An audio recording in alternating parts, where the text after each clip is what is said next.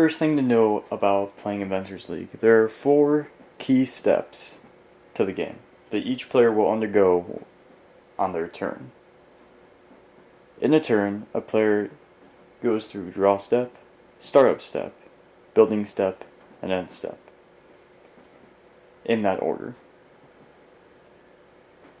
During the draw step, the turn player will draw a card. During the startup step, any invention that's in the blueprint zone, whose turn indicator would then be set to 0, indicating that it's ready to be built, will then be built and placed into the invention rec zone. And any effects stated on a card that say they happen during this step will then happen.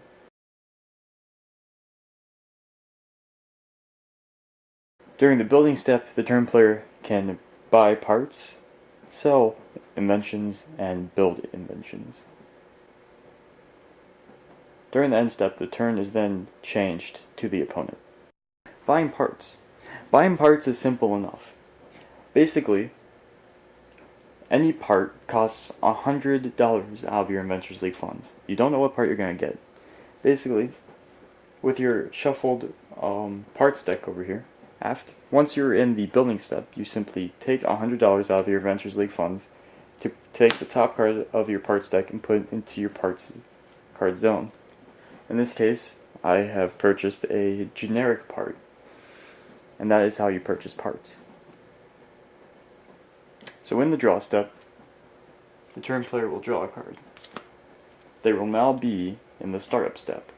So any invention whose turn indicator is set to 0 is then moved to the invention rec zone. Any effects that say will happen will do so. It is then the building step. An example of how to build a bot. Let's say I want to build Newts. This number indicates the amount of turns it will take to build him. This indicates the amount of parts. It will take 1 parts card. This indicates the type of parts, scraps. So it will take 1 scrap part card as well as 1 turn to build him. Then I can sell him for $50 to my Inventors League funds. He has a strength of 25 and a power of 50. He has the effect that he cannot attack, and then he has some flavor text here. So, since I'm in the building step, I can buy a part. So I will buy a part, meaning I will take $100 out of my Inventors League funds to take the top card of my parts deck and put it into my parts zone. I have 1 scrap part in my parts zone, meaning I can build Newts. So I'll put Newts in the blueprint zone. I will then move the scrap parts to the workspace zone. Now that I have the requirements to build Newts in my workspace zone, I will then put the turn indicator for how many turns until he is built on the card. In this case, I'm using a die. It's key to note that the turn counter will not go down until you've met the required parts in the workspace zone. I will then end step, and the turn will go to my opponent. After his end step, it will be my turn. I will then enter draw step and draw a card. I drew and disbands. It is then startup step. This will go to 0. Because it has been set to 0, Newts will now be built, and I can move him into the invention rack zone. And then any parts that I have in my workspace zone, unless otherwise stated by the card, is then put on the bottom of the parts deck, and the parts deck is then shuffled. And then returned to the parts deck zone. And that is how you build an invention. This is an example of selling an invention. It is currently my building step. Because it is my building step, I can sell any inventions I have in my invention rec zones. In this case, I have Newts. Newts will get me $50 into my Inventors League funds upon being sold. To sell them, I indicate to my opponent that I am going to sell Newts. And if he has any effects or cards to say otherwise, he may then activate them. If not, then I will move Newts to the scrapyard zone and proceed to add the $50 to my Inventors League funds. This is how you sell an invention.